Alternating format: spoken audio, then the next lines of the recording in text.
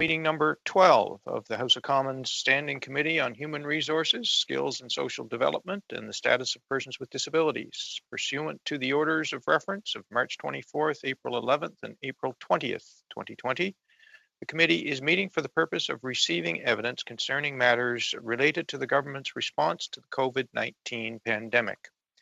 Today's meeting is taking place by video conference, and the proceedings will be made available via the House of Commons website. The webcast will always show the person speaking rather than the entirety of the committee. Before speaking, please wait until I recognize you by name. When you are ready to speak, please click on the microphone icon to activate your mic. Before we get started, I would like to remind everyone to please use the language channel of the language they are speaking.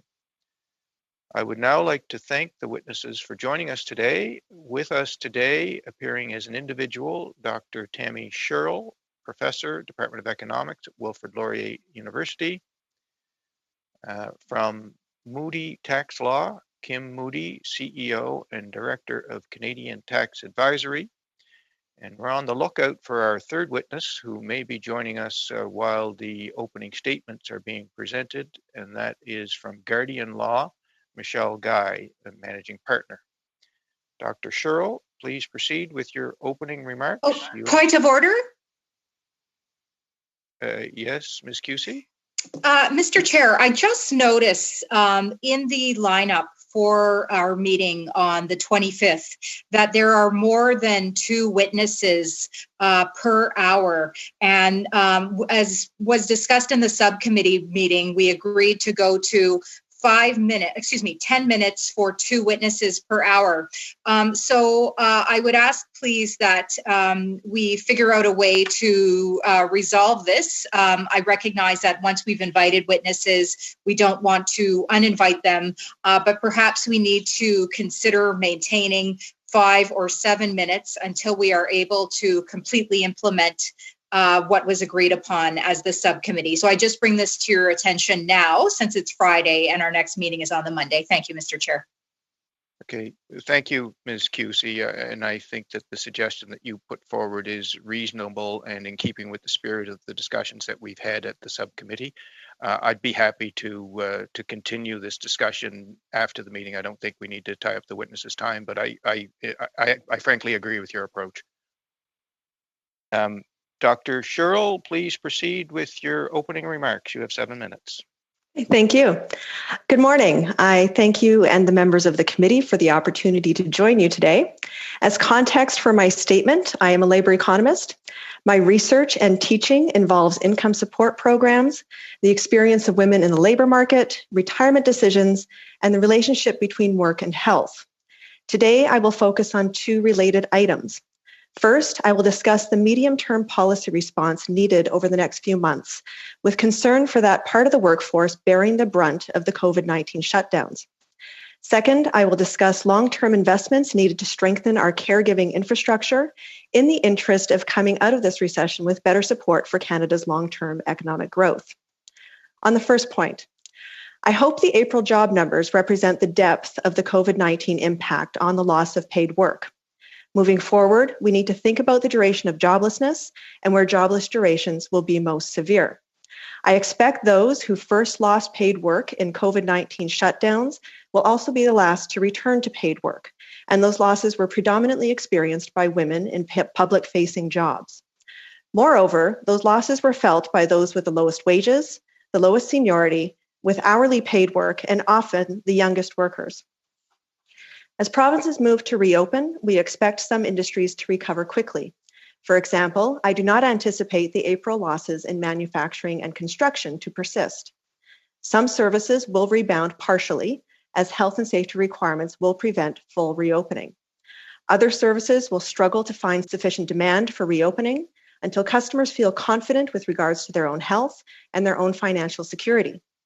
Ultimately, this means some sectors will be delayed in offering paid work to former employees. Of course, some paid work will never rebound. Some jobs are gone. I don't expect a full recovery to come quickly. For the jobs that become available, decisions to return to work are not always simple. First and foremost, workers must trust their employer to offer safe working conditions and will need to find safe transportation. With significant workplace outbreaks in mind, people will weigh the risk posed to themselves and ultimately their families when deciding if it is worth taking a job. Second, many families will have to find a way to manage their caregiving roles, whether that is childcare, elder care, or caring for other family members unable to care for themselves. We know this work falls primarily to women. With this in mind, we need to ensure policy in the coming months is designed to offer continued support to those unable to return to work when the CERB benefits run out. For some, this may happen in July. Support could come in a form similar to EI, while recognizing EI's coverage gaps, and be paired with services that support job search and training for those permanently displaced. That training could focus on moving many women from low-paid work in female-dominated occupations to higher-paid work in comparably skilled male-dominated occupations. Income supports need to be designed with partial return to work in mind. Allowances for partial returns will facilitate the sharing of caregiving responsibility across family members. For example, allowing both mom and dad to take some time away from work to juggle kids' schedules rather than mom having to take the full departure. Current CERB structures do not facilitate this type of transition. This brings me to the second item I will discuss today. I think the impact of the crisis on women and their work, both paid and unpaid, has made it clear to more people that our caregiving infrastructure is inadequate. We need to build modern, efficient, and reliable infrastructure to manage this part of our economy if we want to see further productivity gains and speed up our recovery. What do I mean by infrastructure? After previous recessions, we promoted shovel-ready infrastructure projects like road building to help stimulate the economy. Roads are part of our transportation infrastructure, allowing us to more easily get people to work and move goods to market, trading beyond our own communities. No single individual or firm would build this infrastructure independently because individual benefits are not large enough to incentivize their construction. So we build the roads with public funds precisely because it supports the entire economy and promotes economic growth. We then hire people, train them, and pay them well to maintain that infrastructure. It is a large, long-term investment with ongoing costs that supports a well-functioning economy. Historically, Canadian caregiving infrastructure was designed as a highly decentralized system. Individuals, mostly women, were responsible for providing care to family members and neighbors unable to care for themselves. This was done at a very high cost. Economists agree opportunity costs are just as important as any other, and foregone wages for each person involved in caregiving quickly adds up.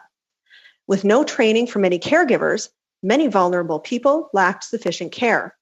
Those without family members available to help would simply go without. Today, we have built a small system for caregiving, the scale of which varies by province, but it remains highly decentralized and continues to constrain the work opportunities of many women. We can do better. With serious investments in childcare and long-term care centers, we can ensure a stable and reliable network of caregivers. This would allow those previously constrained by caregiving responsibilities to specialize where they are most productive, whether that is in a caregiving field or other field of work. A shift towards specialization in each person's field of comparative advantage, combined with potential economies of scale, would boost Canadian productivity of labor and ultimately economic growth. I do not pretend this is a small investment. It's huge. But the current cost of our decentralized, inefficient, and often substandard caregiving system is also huge, and we need to fully recognize the costs associated with that system. I also do not pretend this is simple. But I think building this infrastructure with our provinces, territories, and Indigenous communities is worth the effort. I thank you for your time and would appreciate any questions from the members. Thank you. Thank you very much, Dr. Sherrill. We'll now go to Mr. Moody for 7 minutes, please. Thank you very much. Good morning, committee members. Thank you for the opportunity to appear to discuss the government's response to the COVID-19 pandemic. My name is Kim Moody. I'm a chartered professional accountant and the CEO and Director of Canadian Tax Advisory Services for Moody's Tax Law and Moody's Private Client in Calgary, Alberta. I have a long history of serving the Canadian tax profession with a variety of leadership positions, including chair of the Canadian Tax Foundation, co-chair of the Joint Committee on Taxation of the Canadian Bar Association and CPA Canada, and chair of the Society of Trust and Estate Practitioners for Canada, to name a few.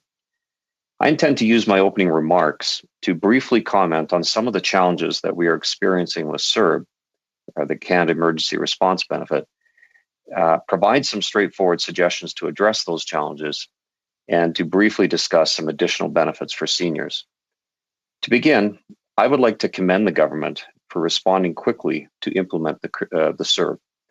It's obvious that a quick response as compared to a perfect response was the preferred approach, and I certainly agree with that. The CERB has definitely put money into the pockets of Canadians who are in a very challenging spot to provide for themselves and their families. With no rule book on how to respond to such an unusual challenge, the government, again, needs to be commended for its quick response. However, now that we're 2 months into this crisis, with the overall picture certainly more clear than it was at the beginning, the simplicity, ease, and quickness of the receipt of funds is also exposing challenges and unintended consequences. While some of these challenges have been widely reported, here is some of what we're experiencing with clients and friends. Number one, people are receiving double CERB payments. Within our firm, we know of numerous children and friends of clients who are receiving $4,000 per month, and they're wondering what to do about that. Number two, people who are clearly not eligible to receive CERB, and usually they're not eligible because they did not meet the $5,000 total income requirement for 2019 or the previous 12 months from the date of application, or have not met the requirement of being out of work for at least 14 consecutive days for reasons related to COVID. Just as a quick aside, there's some buddies of my sons who are working and applying for CERB. So just a quick aside, and they're receiving the funds. And they're often being encouraged by people who, they're often being encouraged by someone they know that has encouraged them to apply. Number three, people who are temporarily laid off are refusing to come back to work after being offered their job back, and instead wanting to continue to receive CERB. While I'm not an employment lawyer, it seems to me that such people may have quit their employment voluntarily, which is the statutory language that I'll refer to in a second. If correct, then such a person would not be eligible to continue to receive CERB pursuant to subsection 6 sub 2 of the Canada Emergency Response Benefit Act. Some employment lawyers I know have confirmed such treatment. However, I'm not seeing any enforcement of this provision whatsoever. Number four, the CERB is appearing to be a real barrier and competition to hiring employees as employers start hiring. We have had numerous reports amongst our clients and friends where former employees would prefer to be on a CERB vacation rather than returning to work. We are seeing and experiencing this especially with part-time employees. For example, my sister and my brother-in-law own and operate a successful bakery in the Calgary's Farmers Market. At the beginning of the crisis, they laid off most of their staff because of the expected decline in revenues. As the crisis progressed, the demand for bread increased and far exceeded expectations. Accordingly, they needed to hire back some of their employees and/or hire new employees. Suffice it to say, it has been difficult. It has been a difficult process to hire the required employees when the business is competing with the CERB, and that's real. Media outlets have recently reported that a memo written to Employment and Social Development Canada staff that process CERB applications should approve the applications even if a person has quit voluntarily, was fired for cause, or the overall application was contentious. It appears that such applications will be later reviewed. This is shocking to me and to many Canadians. While speed over perfection was clearly the preferred approach, it is not clear why purposeful eye closing to a review of contentious or even possibly a fraudulent application should occur. Based on our firm's experience, one could assume, reasonably, that say 10% of applications may have issues. With the PBO estimating that the CERB program will cost Canada $35.4 billion, 10% of that amount is $3.54 billion, a large number by any measure. Let's put that number into perspective. In 2019, the Canada Revenue Agency released its fifth report on the so-called tax gap, focusing on corporate taxes. Other reports released by the CRA examined sales tax fraud, domestic tax evasion, and the use of offshore tax havens. The 2019 corporate report estimates that in the 2014 taxation year, Canadian corporations managed to pay somewhere between 9.4 and 11.4 billion less than they should have in taxes. Personally, I have real trouble with those estimates, and I anecdotally believe those are wildly high. But that's just me. Let's adjust that estimate down to something in the more believable category. Let's say somewhere in the $3 to $5 billion range. In its fourth tax gap report released in June of 2018, it discussed the international tax gap in the personal tax system. And the CRA stated, and I'll quote this, based on international audits completed between 2014 to 2015 and 16 to 17, close to $1 billion in income was uncovered and assessed from 370 individuals, 200 corps, and a small number of trusts. In addition, an additional 284 million was identified, of which 23% was attributable to individuals and 77% to corporation and trusts linked to those individuals. That's the quote. These recoveries reflect the significant investments in the... Get you to wrap it up there shortly or over time there now. Thanks. All right. These recoveries reflect a significant investment in the CRA to audit so-called offshore. My question is, the CERB potential fraud and leakage is significantly comparable. And so with no upfront integrity checks and leaving audits and integrity checks to the back end, this will obviously decrease the probability of recovering funds. Do I have maybe 1 minute, Mr. Chair, just to wrap up? You have less than a minute, but go ahead. Okay. So given the above, I have the following suggestions. 1, start administering carefully, perhaps using some of the checks and balances that currently exist within the EI system. Whether employees are effectively quitting their jobs if they refuse to come back to work after being temporarily laid off. Number 2, introduce legislation that eliminates a person from eligibility for CERB if they have refused a reasonable job offer to work. 3, ensure that contentious applications are carefully reviewed before being approved, with appropriate investments being made in that area. And lastly, develop a plan that envisions how the income supports, including CERB and the interaction between wage subsidies, is ultimately withdrawn, and consider the impacts that such withdrawals will have on long-term economic recovery. Very briefly about seniors, I suggest that... We're well past time. You will undoubtedly get a chance to make those all right. points Thank you in very response much to the questions. Thank you, Mr. Moody. And now, Ms. Guy, welcome. You have the floor for 7 minutes. You giving me the opportunity to address the government with respect to the response to COVID-19. As a matter of introduction, I'm a family law lawyer in Vancouver, BC. I own a family firm called Guardian Law. I've been practicing family law for 12 years. And I'm concerned about the impact on families that depend on child and spousal support for the purpose of meeting their day-to-day needs and what is happening, because there is no federal program in order to fill that gap of income. So in my practice, nearly all of my files end up in some sort of child or spousal support. As you may know, child support arises from and is prescribed by the federal child support guidelines, and spousal support is determined almost in all cases under the federal spousal support advisory guidelines. And under Section 11(1)(b) of the Divorce Act, the court actually cannot grant a divorce if there isn't child support in place and being paid.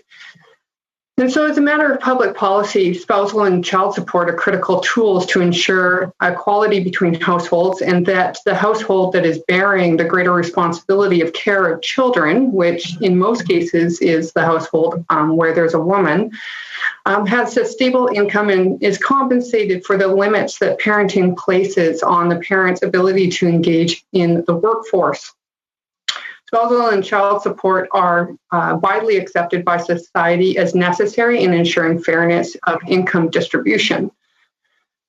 Due to COVID-19, many employees have been furloughed or people having businesses have suffered significant reductions in their incomes due to business closures. And as a result, payers are in a position where they are significantly reducing or terminating spousal support and child support altogether. Unfortunately, clients have been coming to me. They're completely desperate because there is no help available to them because CERB, the definition of income, does not include child support or spousal support. And the wage subsidy doesn't consider the payment of child support or spousal support to be any sort of wage.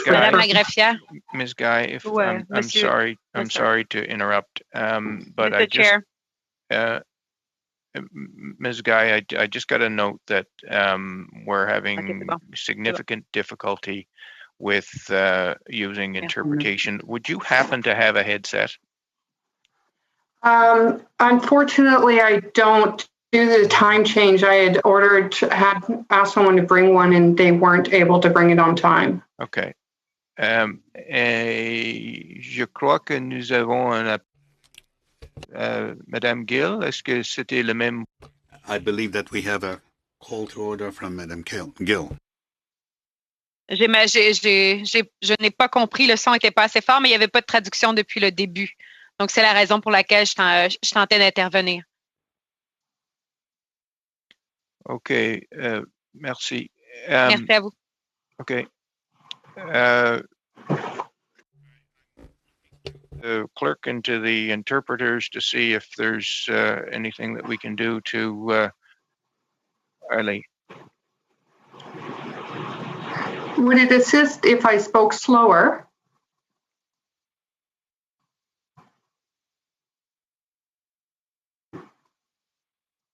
Si je peux me permettre, en fait, il n'y avait aucune traduction. Donc, je ne sais pas si c'est le débit. There was no translation, so there was no translation whatsoever. Okay, so over Monsieur le Président, je partage, là, c'est depuis le début. Et c'est probablement... I can confirm, Mr. Chair. And this may be linked to the fact that the speaker doesn't have a microphone, a proper microphone. Ask interpretation to come in here, or our technical people, as you just heard. I presume it's because of the sound quality that we don't have interpretation. Is there anything that we can do to resolve that?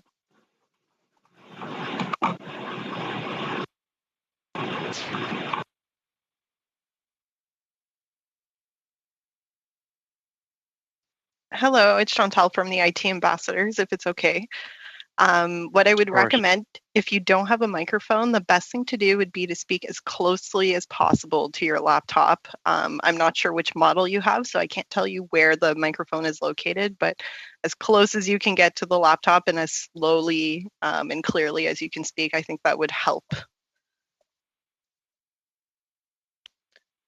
Okay, let's give that a try. Ms. Guy, I'm sorry to tell you this, but I think we need you to start again from the beginning as opposed to continuing on, and we'll restart the clock for you. Point of order. Yes, Ms. Cusey. I'm just concerned these technical difficulties are cutting significantly into our rounds. I'm not sure how we want to address that, if we want to agree to get through 2 rounds or give some consideration as to where it will take us. But I am getting concerned about just our time limitations, which I'm adding to in this point of order, but feel it needs to be recognized. So I'm not sure if we want to see how things go or make a decision now, but I am just worried about the amount of time we'll have for questioning. Thank you very much, Chair. The technical difficulties aren't unforeseen, and we have allotted an hour. But we also indicated that we were going to go completely through 2 rounds, even if it meant that it overlapped from one panel to the other. I think the fairest way to do this is to ensure that at a minimum, everyone here gets 1 round of questioning with this panel before we release them, and that may shorten the next one. So I think that's within my discretion, and I hope, and I think it's the fairest way to do it. So hopefully that will be okay. Ms. Guy, go ahead, please.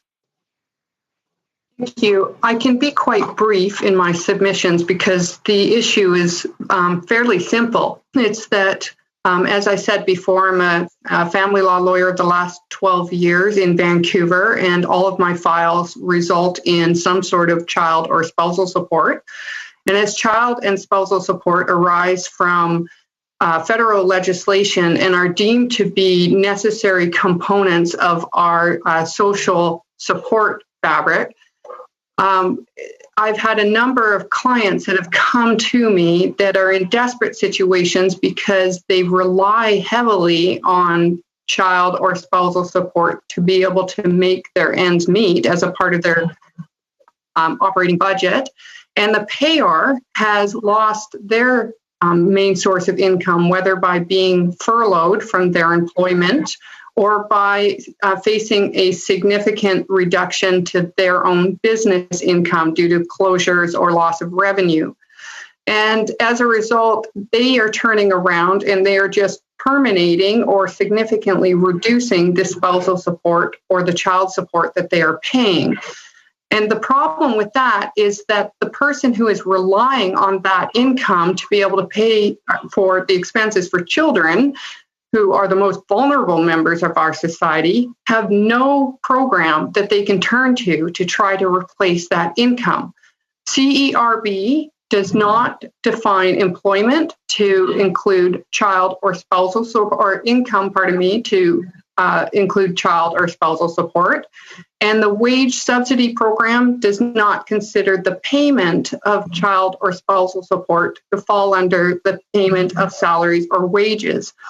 So these parents who are normally women are coming to me desperate because they have no way to meet their ends. Even if they negotiate with their landlords or their mortgage to have a cessation of payments, that is just bills piling up. They still need to put on food on their table. They still need to pay those things at the end of the day. And as it stands, they're in most cases living paycheck to get by anyways. And so my submission is that there needs to be a reconsideration of the definition of income for the purpose of CERB on a retroactive basis so that we can get some funds into the pockets of these people. Or we need to redefine salaries and wages for the purpose of the subsidy program so that the payer has some incentive to continue to meet their obligation, but can turn to a program to get some indemnification for their outgoing costs. That's essentially my submission. And if there's any questions, I would appreciate the opportunity to answer. Thank you very much, Ms. Guy, for truncating your statement. Very clear. And we'll allow for a little extra time for questions, which we are going to start now with Mr. Viss for 6 minutes, please.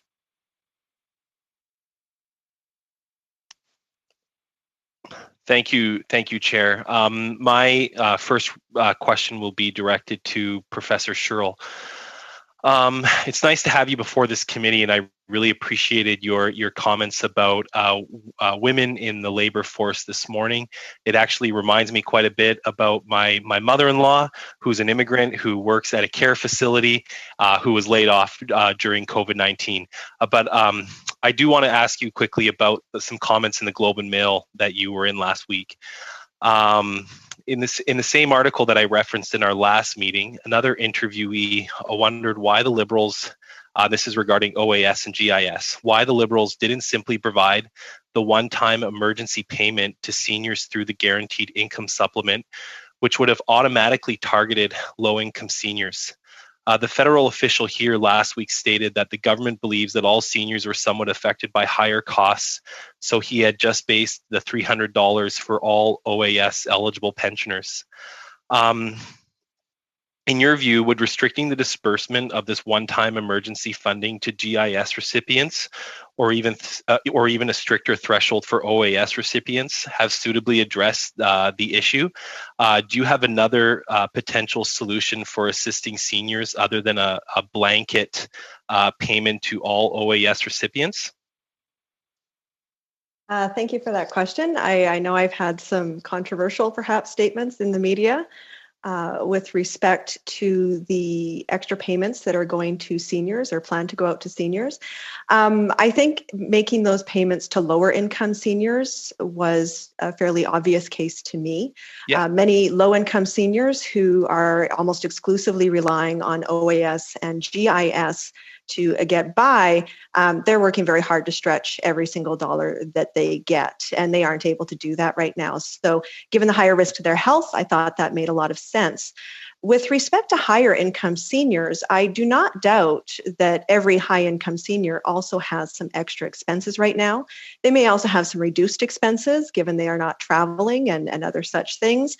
But I also expect most high income seniors have precautionary savings available, probably in a TFSA, that they could use as a cushion to handle those extra expenses, just as any other high income individuals do right now. Now, perhaps we should not expect seniors to use their precautionary savings. I think that's a decision that is a political decision. That is not mine to make.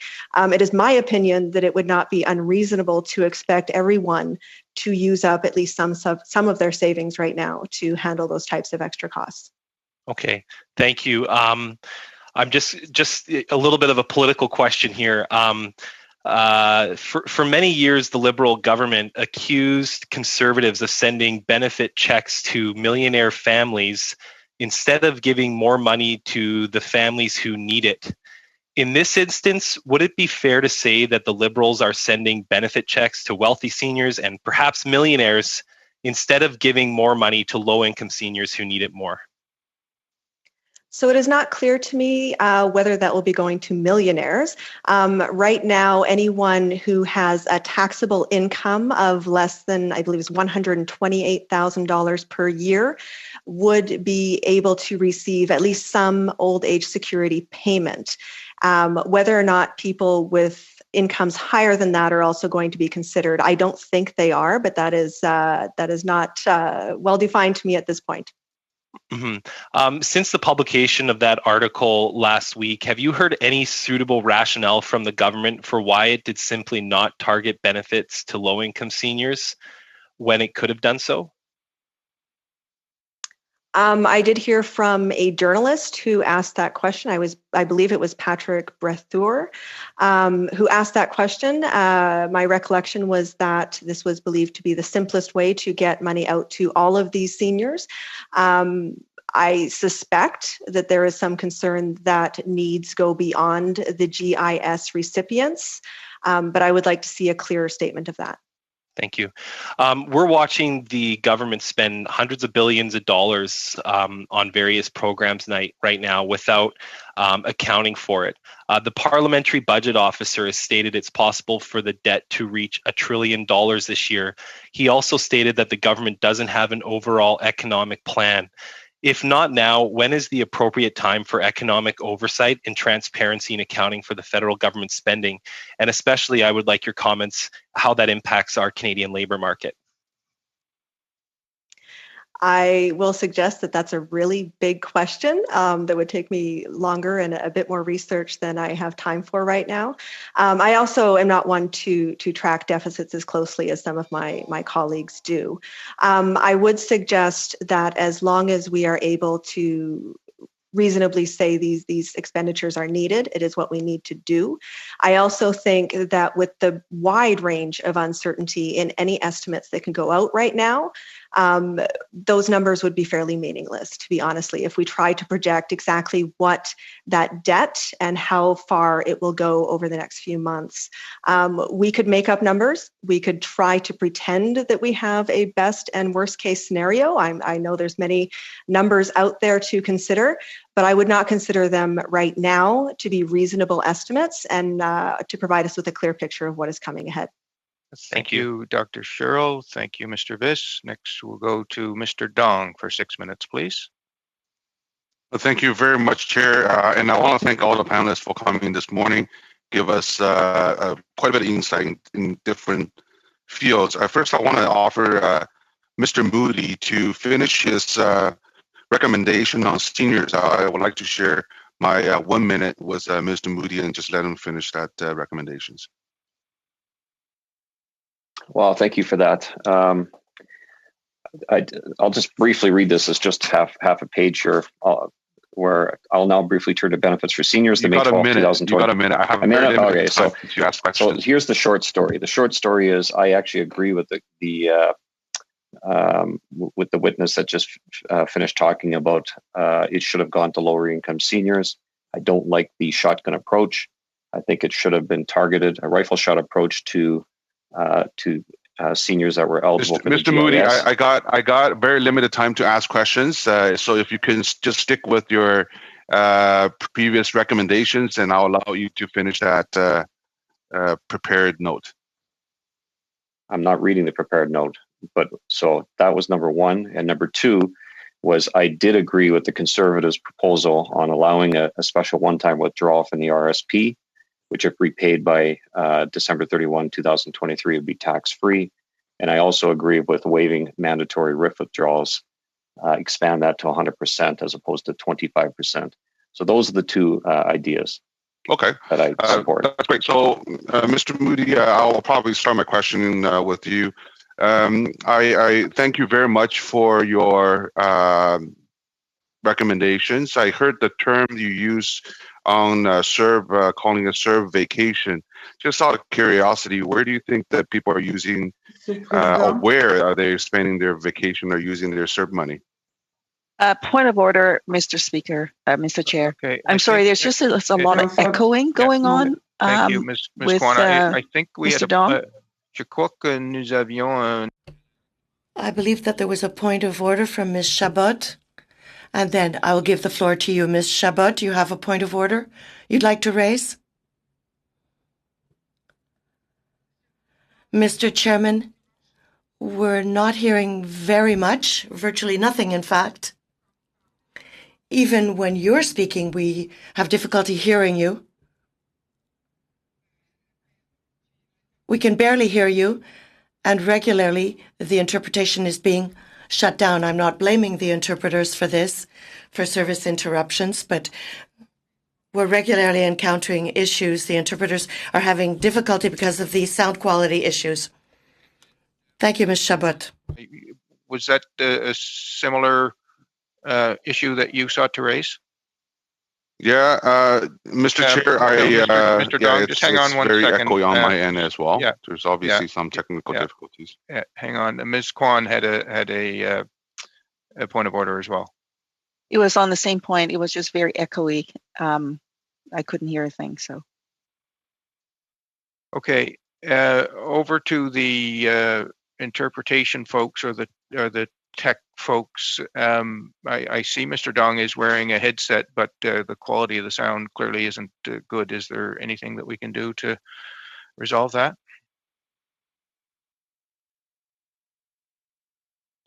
Hello, is my mic on? Okay, so maybe I'll move on to my next question. Maybe that'll give us better luck. Mr. Chair, I've been told just to disconnect and reconnect the headset. Maybe that will help.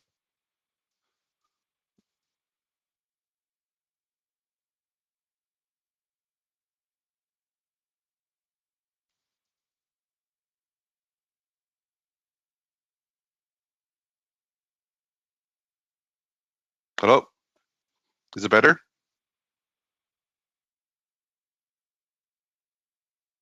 Keep talking there, Mr. Dong. It sounds better to me, but I'm not the professional here. It's a little better on my end. I hope it doesn't take away from my questioning time. It sounds much better, much better. Over to the interpretation and the technical folks. Are we ready to roll, or is there something more that needs to be done? Okay, it looks like we're good. Okay, Mr. Dong, that won't cut into your time. You still have about 3.5 minutes. Go ahead. Okay, well, keep that in mind. I'll just move to Dr. Sherrill. Dr. Sherrill, thank you very much for those suggestions. You mentioned about going out of recovery.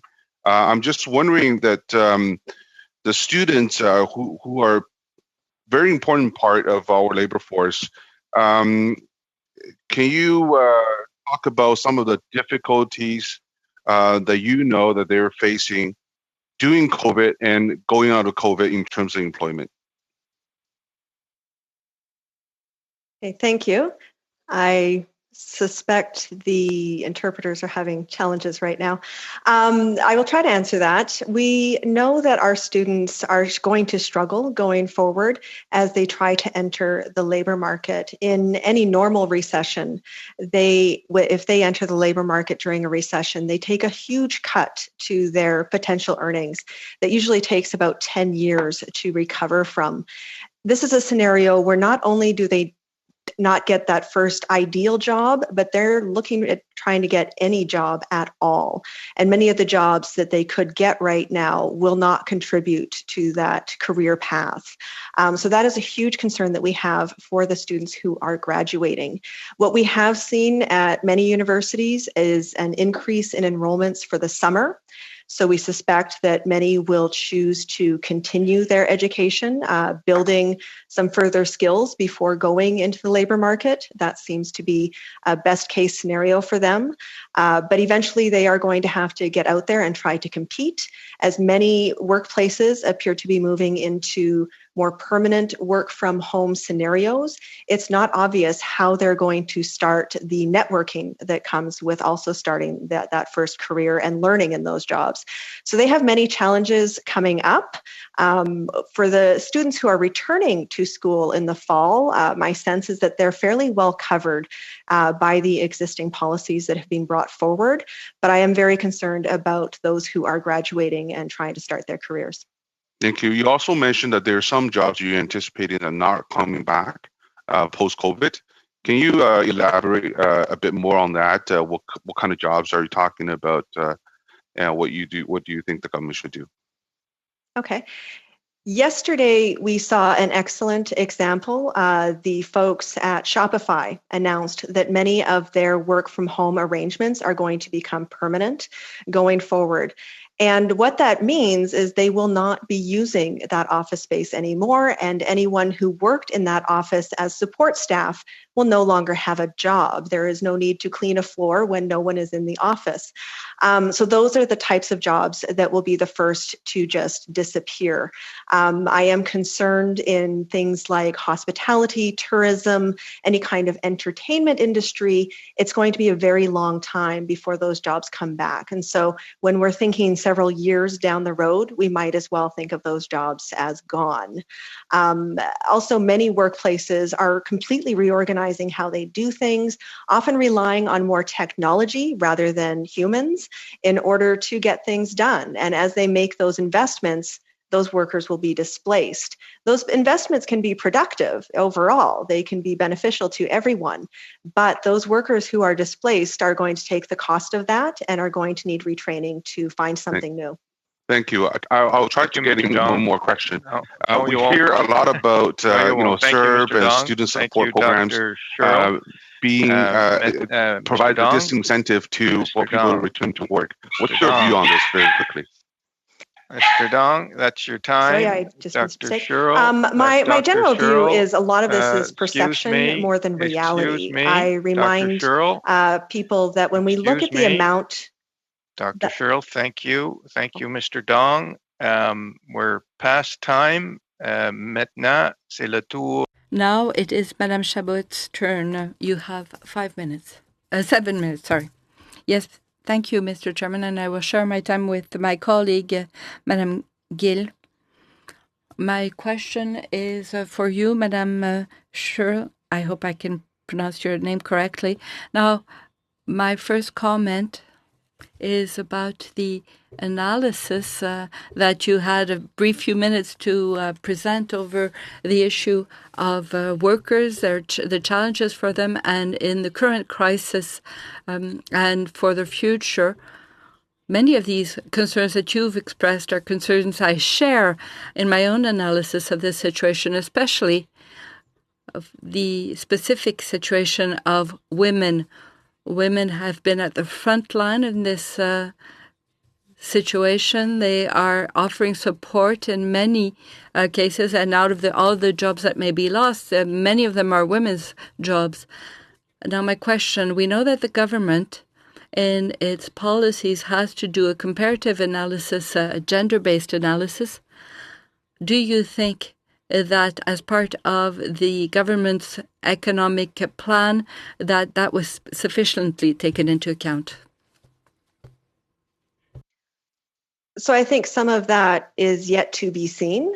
I think with things like the CERB benefits that have been made available, it was made clear that having to, for instance, take on caregiving roles as a reason to be away from work was made someone eligible. Things like that were very important. I think the bigger concerns that I have are going forward with how those benefits will work as people try to make their way back into the economy.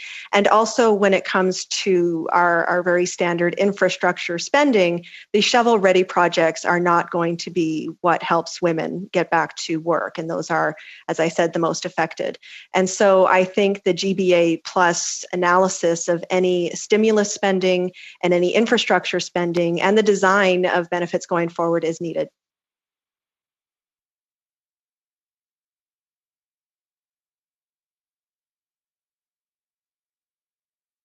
Madame Chabot. Madame Chabot, your microphone is muted. Yes, it would be much better if I was on. So sorry to my colleagues. Now, you mentioned that the CERB has been beneficial because it came in to cover what EI, employment insurance, and our usual safety net did not cover. It covered a lot of workers that would not qualify for EI. And we know that CERB will end. Do you think that we will review employment insurance to ensure that women workers and all workers can better qualify for EI, and that social safety net will offer better coverage? I do hope that that is part of one of the lessons we can learn as we move into a recovery phase. I believe it was about 30% of people who pay into EI or are working are not eligible for EI when they are laid off. And this often has to do with their status as part-time workers, multiple job holders, or being self-employed in some way. Moreover, when you have to leave work for childcare responsibilities, you would not be eligible for EI. And so these are important things to consider. Trying to design a system that can accommodate our gig workers, our part-time workers, the more non-standard employment is challenging. We know that employers and employees do respond in terms of organizing their own workplaces to how we design these programs. And so I don't present that as a simple thing to create, but it definitely is needed, I think.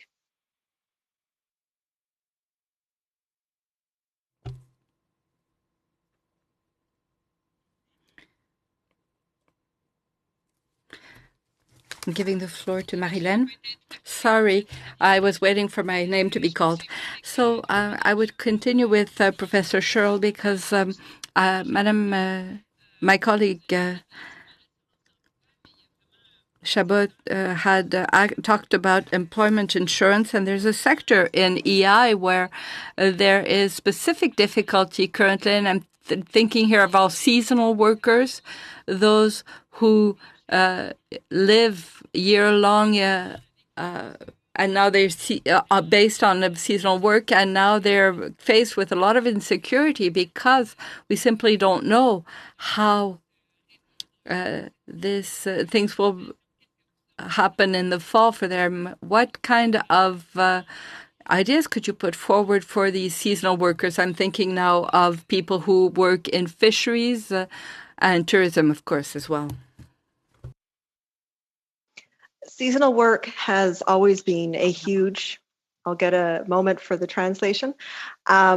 Seasonal work has always been a huge challenge in the EI system. And here we are facing a situation where many people coming back to work for the summer season don't have jobs to return to. And I believe their benefits have been extended to account for that. But eventually those benefits will again run out, and then they will not have that work history. That is the problem here. The ideal solution is to find them something new to do that requires some assistance in search and training. But again, in a market where everyone is searching and training for any available work, that will be very, very difficult. I think there are probably good opportunities here for longer term training for many of those workers, hopefully moving them into more permanent and stable positions that are not just seasonal. That would be one opportunity here. Thank you, Dr. Sherrill. Merci, Madame Gill. Thank you, Madame Gill.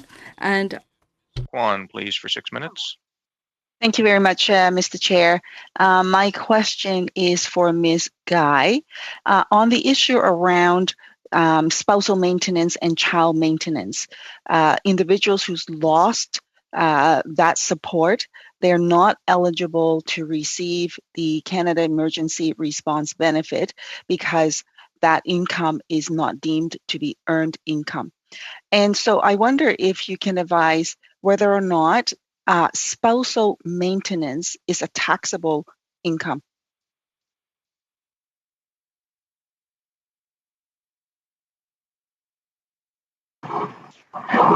Thank you for that question. Yes, child support is taxable in the hands of the payer, and spousal support is taxable in the hands of the recipient.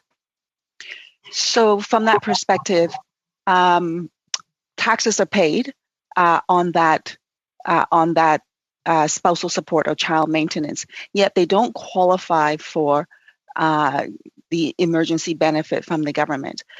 In your submission, you mentioned that this needs to be fixed, and I believe you offered a couple of scenarios. Could you just repeat that for me, please? Well, the scenarios are that either we change the definition of income for the purpose of CERB to be the receiving of child or spousal support, or we change the definition of wages and salaries to be the payment of child and spousal support. From a family lawyer perspective, I prefer the option of for the wage subsidy to have that program available for the payment of child and spousal support, because that puts the onus on the payer to ensure the continuity of the payments, and it gives me more tools at the end of the day to collect that money if they end up refusing to pay. So regardless, though, what is needed is for the government to ensure that vulnerable families who rely on spousal maintenance or child maintenance get emergency support during this pandemic, because as it stands right now, they don't have access to that benefit. The government argues that they're already doing so much. They are giving the child tax benefit, for example, to families already. There's the GST rebate, and they feel perhaps that's sufficient. I don't know, because they haven't taken action to rectify this glaring problem. So I wonder if you can comment on the issue around child tax benefit or perhaps even the GST rebate in terms of that amount being received by families. Well, I think that it ignores just the simple cost of day-to-day living. If your income has gone to zero, then the bit of extra money you might get through child tax benefit isn't going to come anywhere close to covering what it takes to feed a child and pay your rent and pay your utilities. We need to have some basic income, and also child tax benefit and those programs are dependent on previous year's incomes, which may have been turned off now, and it's not going to apply now if there's been a current change of income. It's reliant on the previous year, which may have been a stable year. There's a lot of fluctuation in families in terms of their financial positions. Isn't it the case that the child tax benefit and the GST rebate applies to everyone? So even the people who do qualify for CERB, they will get that as well. But however, for families who are reliant on spousal maintenance and child maintenance, they don't have another source of income. Then the government is simply arguing that the child tax benefit and the GST rebate is sufficient for them to survive during this pandemic. What are your thoughts on that? It seems like that person isn't a single mom that's relying completely on their child and spousal support in order to make ends meet. If that goes to zero, then that little bit of extra money that you're getting from the child tax benefit, it's not going to be enough. It's maybe they could live in their car and continue to feed their children, but how can they feed their children and provide a house on the child tax benefit that's being provided to them? The child tax benefit is assuming that there's some other base form of income for that family, whether it be CERB or whether it be the wage subsidy. It's not assuming that that family income has gone to zero. So during the pandemic, we've heard from other witnesses today that women primarily are impacted. In this instance, related to child maintenance and child spousal support, what is the demographics in terms of people who rely on that source of income to survive? Well, primarily in almost all cases, it's women. And in almost all cases, it's women that are probably in their 30s because they have underage children. And they likely had their career disrupted very early on in their career. So their earning capacity is quite low. And they're heavily dependent on the payer to have provided that stability of income. They don't have any other resources to turn to unless they happen to come from a family with money, but that's uncommon, unfortunately. Thank you very Ms. much. Guy, and thank you, Ms. Kwan, and thank you to all of the witnesses for being here with us today. My sincere apologies for the technical challenges that we've had that cut into your time, but we're doing the best we can with what we got. Nonetheless, your testimony was extremely valuable and your appearance here very much appreciated. We're going to suspend for 3 minutes while we get the next panel ready. So we are now suspended. Thank you.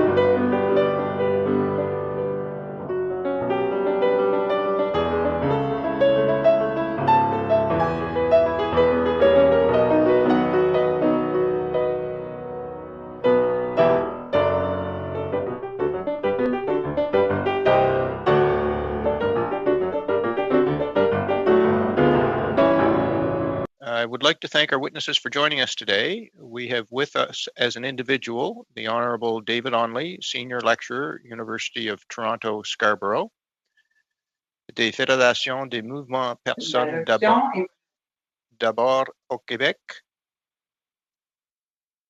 d'abord du Québec, Louise Bourgeois, présidente, Olivier Villeneuve, directeur de Sainte-Thérèse et Saint-Eustache, et Nathalie Valade, personne de ressources pour Sainte-Thérèse.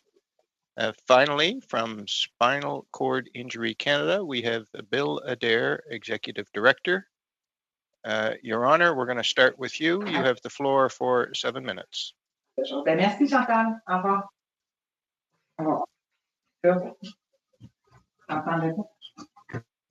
There we go. Mr. Chair, honorable members of the committee, ladies and gentlemen, mesdames et messieurs, thank you and merci. It is an honor to be with you today. As we've come to grips with the impact of COVID-19 on our lives, we all wish we could just get back to normal. But then reality sets in, and we sense with some trepidation that we'll have to grudgingly accept a new normal. But as it pertains to people with disabilities, as it relates to recovering Canada's economy, and as it applies to then building even greater economic prosperity for the future, I believe we should not settle for a new normal. Instead, I believe we should consciously develop a new, improved, and accessible normal, one that embraces the Accessible Canada Act in both its spirit and its legislative letter, not as a burden, but as one with myriad serendipitous benefits we hitherto haven't even been able to consider until now.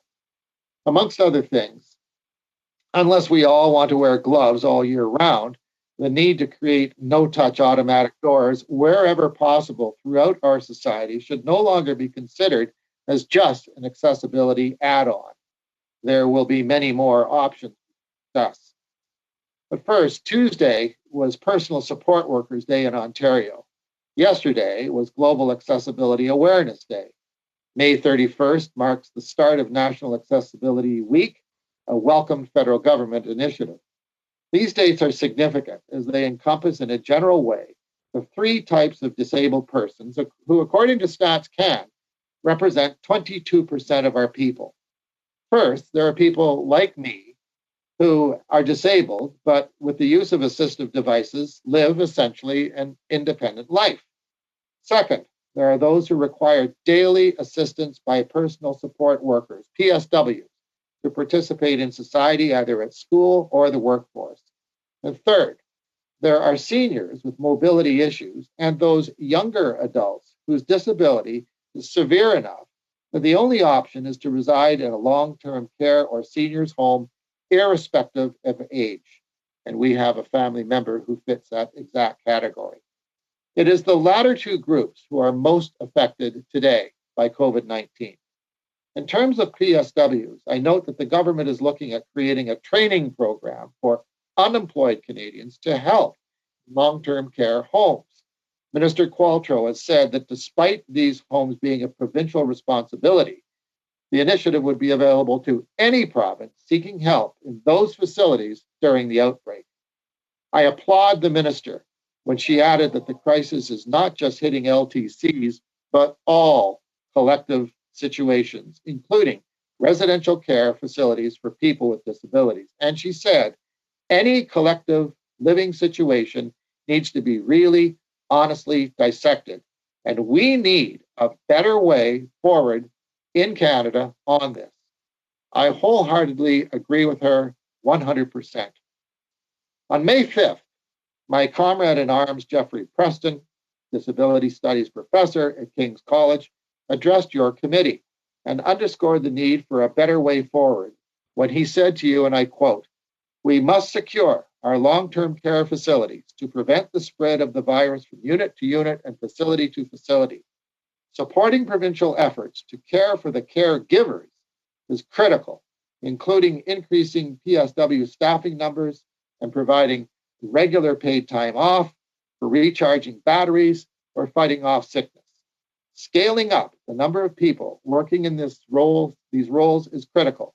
This also means a need to re-examine past practices of warehousing disabled people of all ages in medical facilities because of a lack of affordable, accessible housing.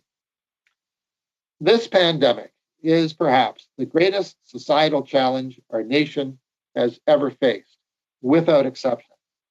So I refer you all to a May 14th article in theconversation.com on the coronavirus and Canada's long-term care for people with disabilities, a brilliant article written by Professors Gillian Perrick of York and Catherine Underwood of Ryerson. Of the catastrophe in our long-term care facilities, and it surely is a catastrophe, they say, and I quote, "When we look at who is disproportionately affected by this pandemic, we cannot help but ask how ableism shapes notions of those lives who are valued and those who are not. As governments plan for a return to normal, while serious systemic issues remain in long-term living facilities, is normal really what we want to return to? No, it is not. We need a better way forward. Ableism is a kind of benign neglect, and as Perrick and Underwood conclude, it undergirds notions of whose bodies are considered valuable, desirable, and sadly, disposable. Now, we have been told repeatedly to trust the science as we navigate forward, and certainly that is important. But now that we are 76 days from the first Canadian COVID-19 fatality, it is time to do the math as well. Our population is 37,500,000. As of yesterday, over 6,150 Canadians had died from COVID, and we rank 11th in the world. A full 80% of those people, or 4,920, were people in LTCs or seniors' homes, most with disabilities. Now, we all remember the Humboldt bus crash. 16 died, our nation grieved. Well, in the 76 days of COVID deaths, however, the death toll for our disabled seniors is the equivalent of 4 Humboldt crashes per day, and every day for 76 days. Those are the numbers. There are more. But what can we learn from them? Well, let's consider that with a population of 126 million people, of which 25% are seniors, the COVID death toll for the nation of Japan, as of yesterday, is 771. They rank 73rd in the world. Canada's death toll, therefore, for seniors alone is 6 times greater than Japan's total death toll as a nation. Their population is 3.3 times greater than Canada, but their COVID death toll is 13% of Canada's. Why? Well, there are detailed reasons, but in brief, they do not shake hands as a society and have not for centuries. They bow instead. And since the Fukushima nuclear accident of 2011, masks and hand sanitizer use has become widespread, if not completely culturally accepted. Closer to home, New Brunswick. We're going to need to wrap it up, Your Honor. We're over time. If you can conclude, please. Thank you. Thank you. Next, from Spinal Cord Injury Canada, Bill Adair. For 7 minutes, Bill. Thank you. I'm Bill Adair, Executive Director of Spinal Cord Injury Canada. I'm pleased to be speaking with you today about the Government of Canada's response to COVID-19. I'm especially glad to be doing so as our organization celebrates our 75th anniversary. Spinal Cord Injury Canada was founded by World War II veterans with spinal cord injuries who were determined to return to Canada and make it a more inclusive and accessible place to live. I'm proud to be here representing our organization and our founders with the same intentions. There are an estimated 68,000 people living with spinal cord injuries in Canada. About 1 a day is added to that number. It is Spinal Cord Injury Canada's job to support this journey as people return to an independent and fulfilling life. COVID-19 brings many challenges for people with spinal cord injuries. The best medical advice is to wash your hands and social distance to stay healthy. People with high-level quadriplegia, limited function below the neck, might find hand washing isn't a simple task, nor would it be easy to put on gloves or a mask. As well, many people with spinal cord injuries use the services of a personal support worker to assist activities of daily living. Social distancing is impossible in that situation. For those with spinal cord injury in a hospital or rehabilitation setting, COVID-19 is a serious threat due to increased exposure, and because people often have harder time breathing and having lung functions. When discharged, a severe shortage of affordable and accessible housing leaves people with no choice but to move to long-term care facilities, which, as we know, puts them in grave danger. Because of scarce availability of personal protective equipment, PSWs sometimes arrive at people's homes without gloves and masks. This puts people receiving the service in a very vulnerable situation. The person can refuse service, but then how do they eat, go to the bathroom, get to bed, get up in the morning? PSWs in the community need protective equipment just like hospital and long-term care residences. Thankfully, PSWs are now considered essential workers and have received extra pay and recognition. Spinal Cord Injury Canada fully supports this change. But there have been ripple effects within with the changes. Some PSWs suddenly could no longer provide services to people in the community. This change put pressure on family and friends for support, and people scrambled to try and find new PSWs in the middle of a pandemic. As well, some people tried to match the higher salary or even pay more to keep their PSW. For people on a fixed income, this was near impossible. There have been extra out-of-pocket expenses too for services such as garbage pickup, grocery delivery, accessible equipment repair, or buying medical supplies in bulk supply because of availability. To date, the Government of Canada has provided support to workers, parents, corporations, small, medium business owners, essential workers, families, children, students, Indigenous peoples, homeless people, women facing violence, seniors, youth, seafood processors, dairy farmers, agriculture suppliers, energy companies, tourism companies, sports organizations, and cultural organizations. Without a doubt, Canadians can be proud that we live in a country where our government is responsive to our core values, and we do look after one another. Although some people with spinal cord injuries qualify for financial support that our government has been announcing, people receiving disability benefits do not and are being left behind. In 2019, the average CPP disability benefit was just over $1,000 a month, and the maximum benefit anyone could get was just over $1,300 a month. Even with access to other provincial and territorial funding programs, the reality is many people on disability supports live in severe poverty. Further, Spinal Cord Injury Canada is challenged to sustain our support for people in need. One of our provincial organizations had to close, and another is dangerously close to doing so because fundraising dollars were not able to be realized. Canadians are tightening their purse strings and people will not attend fundraising events. Yes, $350 million was announced in April, but the application process only started this week, and now we're faced with complex process to request this assistance, which we will be pursuing. But this leaves our federation in a very perilous situation. And more importantly, the people we serve are being penalized. That being said, there are changes that have happened because of COVID-19 that Spinal Cord Injury Canada hopes will continue into the future. Video health conferencing is an amazing option for people with spinal cord injuries who can't get out of the house or have difficulty getting around. This is a real benefit and should continue. Canadians have adjusted to working from home. We hope in the future more jobs will be advertised as operating from home office, increasing the employment rate of people with disabilities. Women with disabilities are twice as likely as women without disabilities to experience emotional, physical, or sexual violence by a current or former partner. As we all shelter at home, women facing violence are in isolation with their abuser. COVID-19 has brought to the surface this horrific systemic issue that as a country, we must fix. People with spinal cord injuries and disability supports have been kept in financially desperate situations, literally having to make choices between getting food and buying medication, between rent and rehabilitation. When Canadians lost their jobs during COVID-19, the CERB offered a basic living income of $2,000. We are calling for a universal basic income for people with spinal cord injuries and other disabilities that receive disability supports. There's no benefit to society by keeping people poor and vulnerable.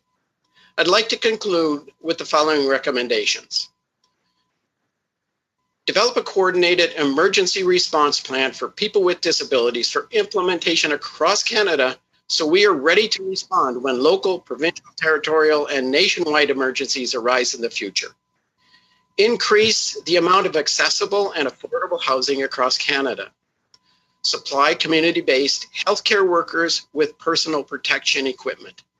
Continue to pay personal support what they are worth now and into the future.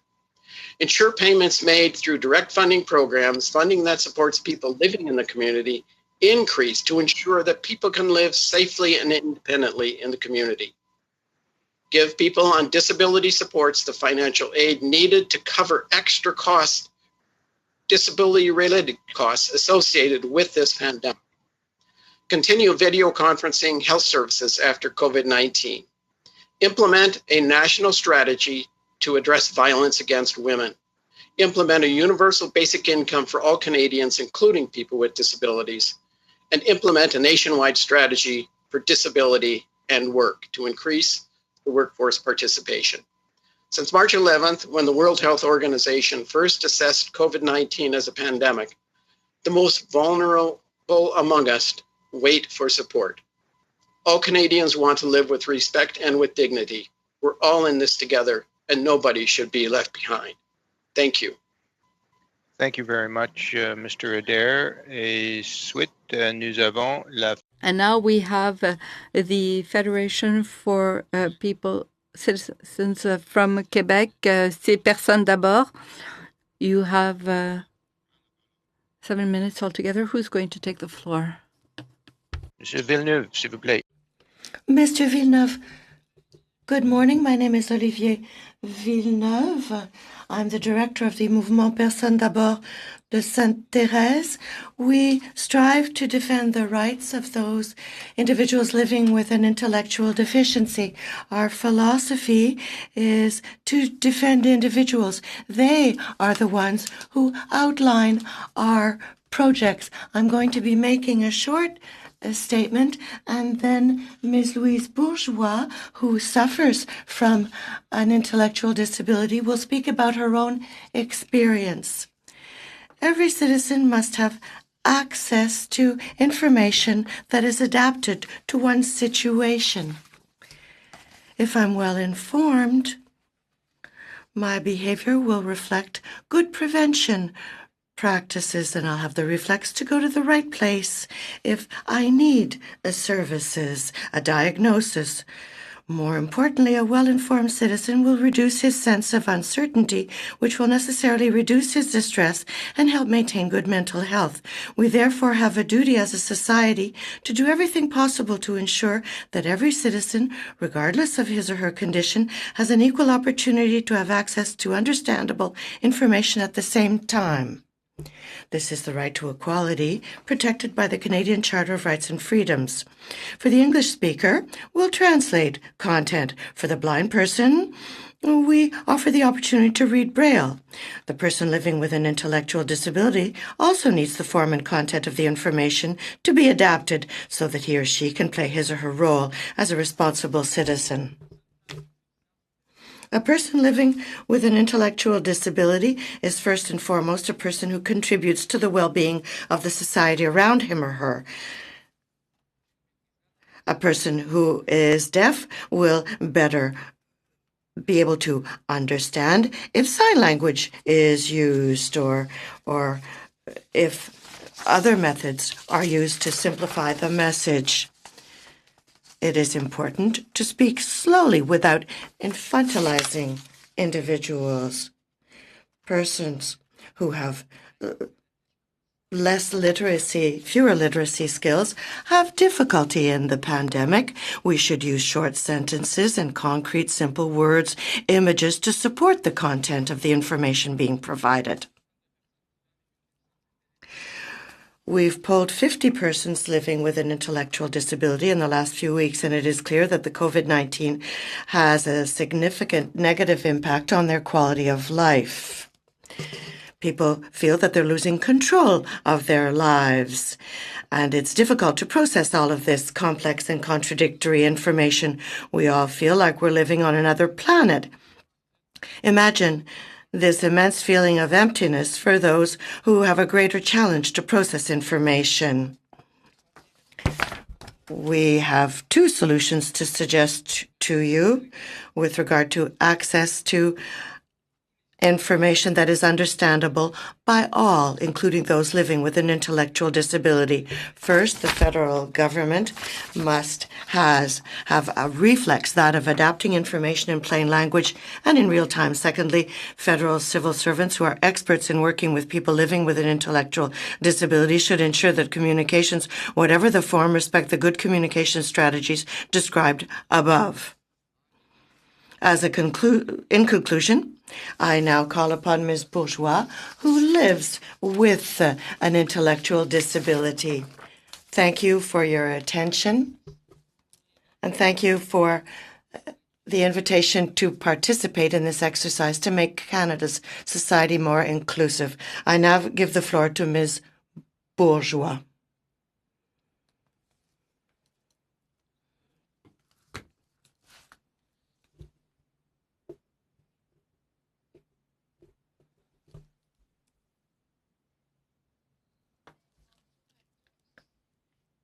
Good morning, everyone. Thank you for welcoming me and giving me the opportunity to appear before you. So at the outset of the pandemic, I was fearful. I was very afraid.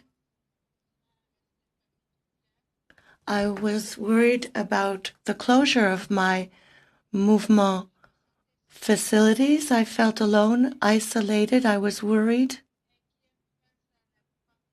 Worried because of the pandemic. For me, it was the unknown. I didn't understand what a pandemic was, what COVID-19 was. I heard about it for the very first time. And I was very confused. I experienced a lot of difficulty trying to obtain information. Information was unclear and it wasn't reassuring. Because when we were being told to stay home, I found it very difficult, the idea of staying indoors and not being to go outside. The information was provided to me later than to others.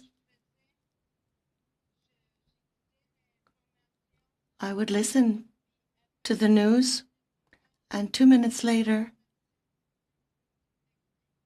I would get a simplified version of the information being provided.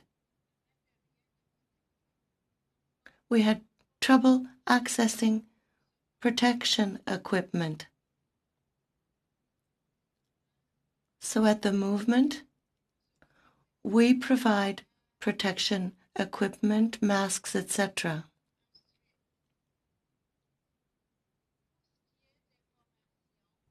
With regard to information, explanations, you shouldn't use $100 words, difficult words, because our members have a lot of difficulty understanding. So the explanations have to be clear, based on imagery, pictographs, pictograms.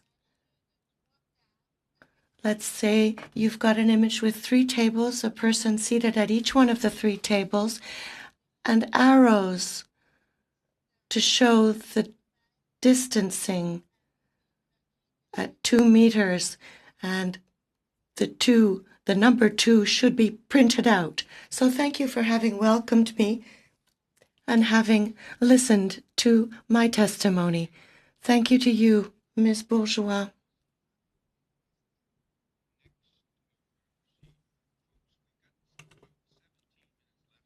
Scheduled to adjourn. I would propose, in order that everyone does get a chance to pose a question, that we shorten this up and allocate 4 minutes to each party. I hope that's in order, because if it isn't, we'll have no choice but to revert to the standing orders, which means that everyone won't get a chance. So we will start then with Mr. Albus for 4 minutes, please. Mr. Albus. Yes, thank you, Mr. Chair. Just in regards to the previous testimony in the first hour, some of our, like Mr. Moody, for example, weren't able to complete their statement. I was just hoping to see if you would at least give the opportunity to all witnesses that weren't able to complete it in time just to submit their thoughts to the committee, because he did have written notes. Absolutely, thank you. Thank you very much, Mr. Chair. So I'd like to thank all of our witnesses for being here today. I'd like to let you know, Mr. Chair, I will share my time with Rosemary Falk, MP Falk, and I. So we've heard repeated concerns about access to persons with disabilities who are in hospitals or care centers at the time of lockdown. Now, there was a case in my province of British Columbia in South Surrey, where a woman with a disability, cerebral palsy, was not able to be seen by her caregiver or any of her families as she was dying. So I understand that British Columbia has made some improvements on this front. I just would like to ask some of the witnesses here if they feel that other provinces have had similar instances, and are your provinces and is the federal government doing anything to address this? I don't believe anyone should be faced with that kind of circumstance. It would be heartbreaking for me if a family member was to pass away without seeing someone.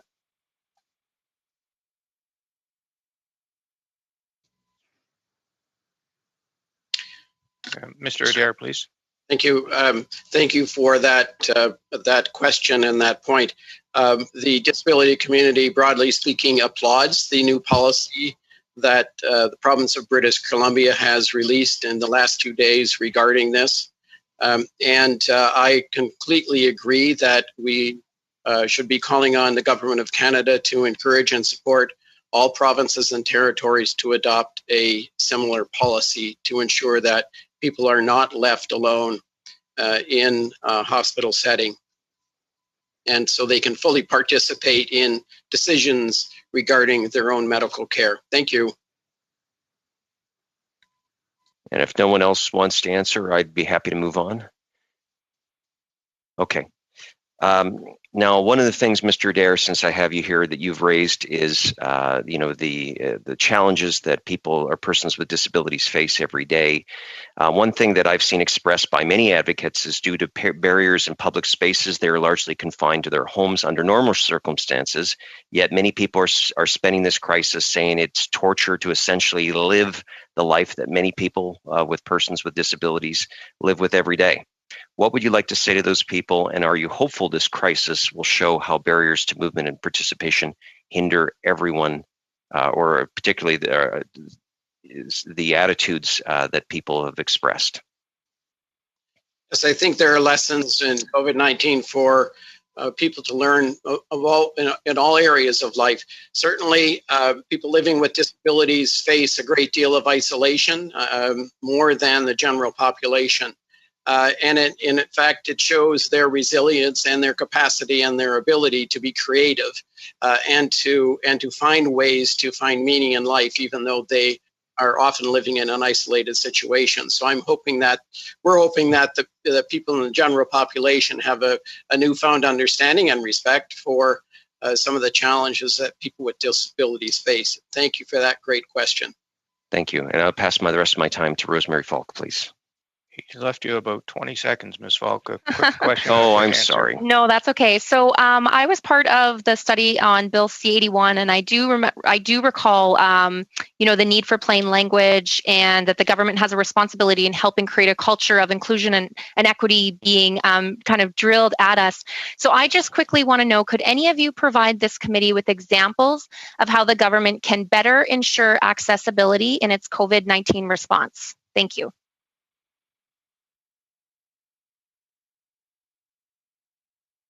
Mr. Onley, please. Short answer.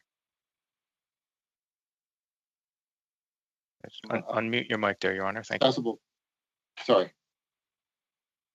I'd say look at it through the prism of the Accessible Canada Act. Start there as a way of understanding what's the best way forward. The more that the nature of that act is implemented, the more generally accessible the society is going to be, and the first people that are going to benefit from it are those with disabilities. but then everyone will benefit from it. I used the example earlier of the automatic infrared doors. How many of us are going to want to open and close doors unless we're wearing gloves? Literally going forward. And so, wherever there's an opportunity to implement that aspect, say, of accessibility, it benefits absolutely everyone. Thank you, Your Honor, and thank you, Ms. Falk. And if others, Mr. Adair, I would encourage you, if you wish, to provide any supplementary information by in written form. I want to make sure that everyone gets a fair shot to ask questions here. So next, we're going to Mr. Turnbull, please, for 4 minutes. Thank you, Mr. Chair, and I'll be splitting my time with MP Vaughn. So I'm going to try and time myself and stick to about 2 minutes here. I want to say thank you, panelists. I admire all of you and the work that you do every day. Mr. Onley, my first question is going to be for you. One thing that we've been hearing is that some people living with disabilities are concerned about provincial clawbacks to their social assistance. Those that qualify for the CERB are obviously getting the $2,000, but they're worried about those provincial clawbacks. Our government has stated very clearly that it believes the CERB needs to be considered exempt from provinces and territories and the clawbacks that they often employ. So Minister Qualtrough in particular has been working with her provincial and territorial counterparts to ensure that CERB and provincial and territorial social assistance programs work together and support Canadians so that they're not penalized for receiving the CERB. To date, there's a mixed review from provinces and territories. Some are clawing back partially, some are clawing back the same amount. I wonder, Mr. Onley, if you could tell us about how those clawbacks might hurt people living with disabilities, and can you please share about the impact it might have on them? Certainly, it's a very, very good question. Fundamentally, I find clawbacks for benefits of people with disabilities in Ontario, the ODSP, which is really the area I know best, is just basically obscene. The amount of money provided by ODSP is essentially a poverty level. Nobody lives well at that level. They just exist. These are extraordinary times. This additional benefit that is being made available just inches these people above the poverty level. Oftentimes, just trying to determine the literal analogy of between heating and food. I know that's become almost a cliche, but I know people that I interact with who face that kind of decision. So, I just urge all members to continue pressing on that level, to press insofar as provinces are concerned, and in terms of not having clawbacks. And in fact, look at it the other way. Look at it as, what is it that we can do to encourage people to pursue some process of income without worrying that amount is going to end up in a clawback from their benefits, which is a common fear. Thank you, Mr. Onley. That's a great response. I appreciate it. I'm going to pass my time over to Mr. Vaughn, even though I had lots more questions. Sure. Just a couple of quick questions to Mr. Adair. You talked about supportive housing. There's been a lot of focus on long-term care housing, but that's one form of supports. And often people with disabilities are pushed into long-term care despite their age because of the lack of supportive housing. Would you agree that the issue here is about broadening supportive housing across the country, not just long-term care, in terms of our response?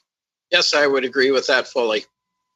And Mr. Onley, the National Housing Strategy has set very strong standards around accessibility. 20% of units must be built to universal design. Is there any justification for watering down accessible standards at this time because of the crisis?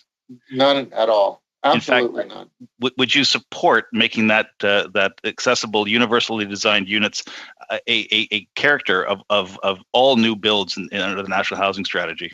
Absolutely, every single one. Yes. And in terms of this issue of supportive housing, again, people who require support, whether it's attendant care or other forms of support to live independently, if we limit it to long-term care, will we miss the impact of a lack of supports for people with disabilities if all we focus on is age supports?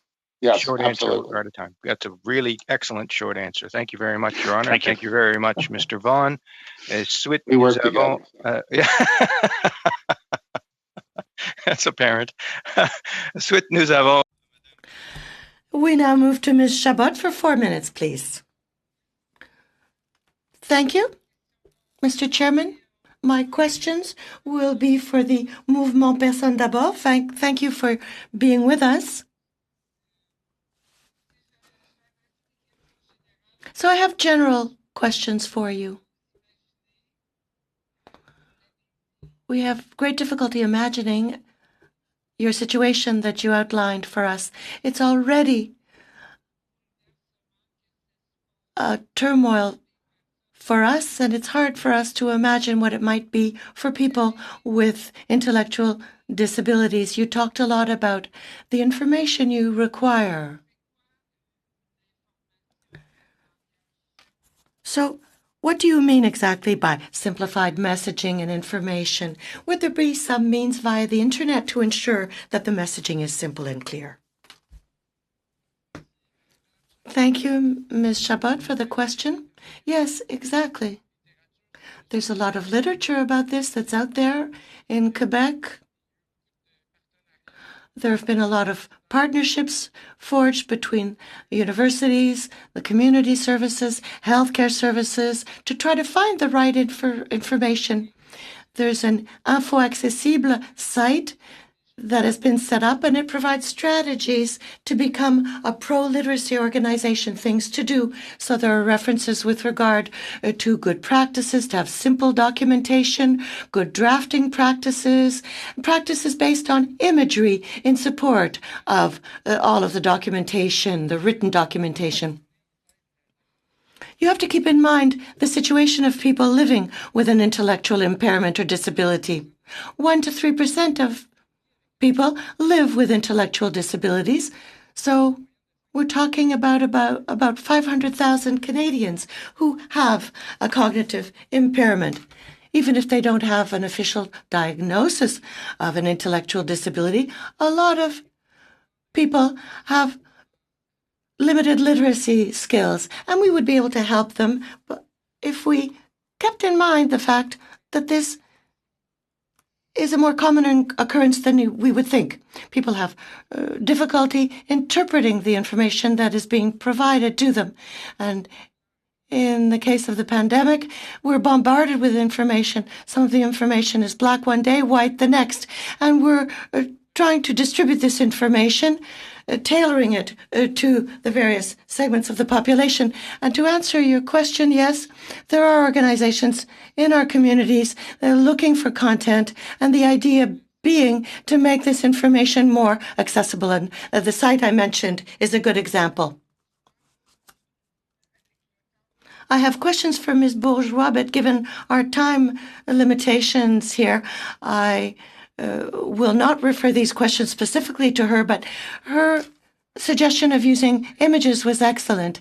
We tell everyone, wash your hands, stay away from others by 2 meters. How can we relay this information better to people with intellectual disabilities, to accompany them, to help them? How can we be of further assistance via your movement or other groups? How can we make this concrete, more concrete? A lot of organizations such as ours receive information in real time, and we popularize it, we simplify it, we express it in simpler terms. So there's a gap between the provision of the information and the interpretation of the information for our clients. This has been proven scientifically. You have to use simple terms, short sentences, one idea per sentence, no punctuation, no commas, no proper spacing between the lines, larger characters. We use imagery. Ms. Bourgeois mentioned all of this. This is very reassuring for those who are illiterate or have weak literacy skills. And it's not just people with intellectual disabilities. There are an awful lot of Canadian citizens, unfortunately, who face literacy issues. Thank you very much, Ms. Chabot. Mr. Villeneuve? With the last round for 4 minutes, Ms. Kwan, please. Thank you very much. I'm not sure. Can you hear me? Because I couldn't hear you earlier, Mr. Speaker or Mr. Chair. We can hear you I can hear you just fine. Yeah. Okay, great. Thanks. My question is for Mr. Ani. I don't know if he's still on our call here. And my first question is this. The government decided to not go with a direct universal payment for everyone in this pandemic. Instead, they went with the CERB, which is a complicated process. And as we are learning that this program excludes a lot of people, including seniors, including people with disability on fixed income.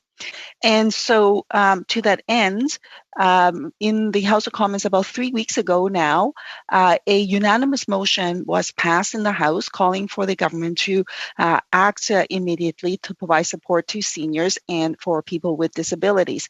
And the government came forward with a one-time payment for seniors, and people with disabilities. We're still waiting to see what will happen there.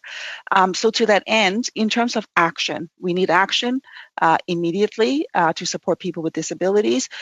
Would you support a call for initiative similar to that of the CERB for people with disabilities?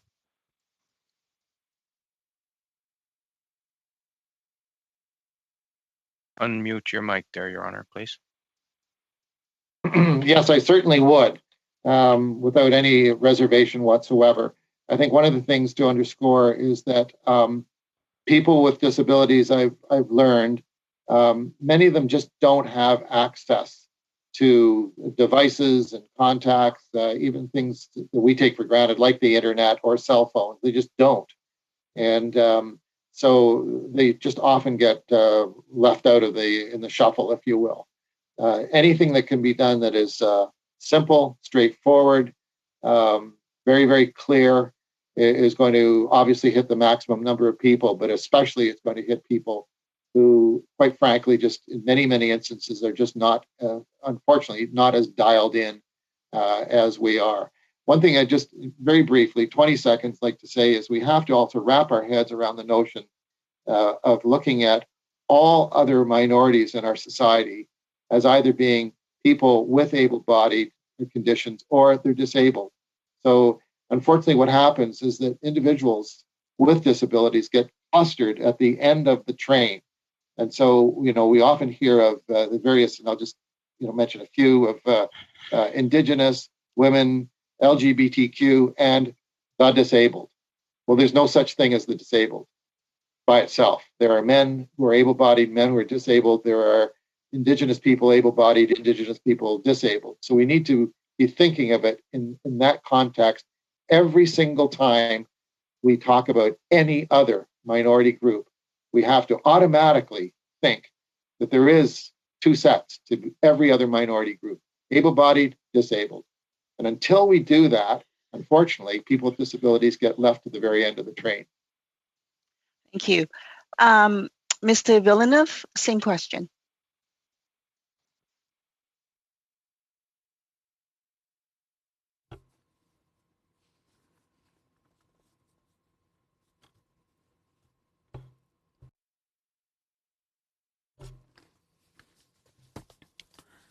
Was the question from me? Yes. Yes, the floor is yours, Mr. Villeneuve, for a brief answer, please. Yes, I'm so sorry. I didn't hear the question. Could you please repeat it? Do you support a universal direct payment for people with disabilities, similar to that of the CERB? Absolutely. Persons living with a disability have limitations as to their access to employment. So they count on social solidarity, and we know what is happening currently with the pandemic. This is changing people's habits. Many people would need some food to go to the food bank because they didn't have enough money at the end of the month. That's becoming more and more difficult. There's extra spending that's been added on, and so if there were any measures that could be put into place that would help more than just social solidarity, that would be for that. Merci. We've now reached our allocated time for today's meeting. Mr. Adair, I am so sorry. This is the second time I looked over there. You had your hand up and we didn't get to you. Look, I want to thank all of the witnesses for their patience with the technical challenges that we faced, and remind you, especially in a situation like this where our time has been shortened because of those challenges, that you are absolutely welcome and encouraged to augment your answers or to provide any representations in writing that you wish. They will absolutely be considered by the committee, and we are extremely grateful that you were able to join us here today. I also want to say to my colleagues, thank you very much for the accommodation in the second round to ensure that everyone was treated fairly. And with that, I wish everyone... Sorry, Mr. Chair, may I just raise one point? I guess it may be a point of order.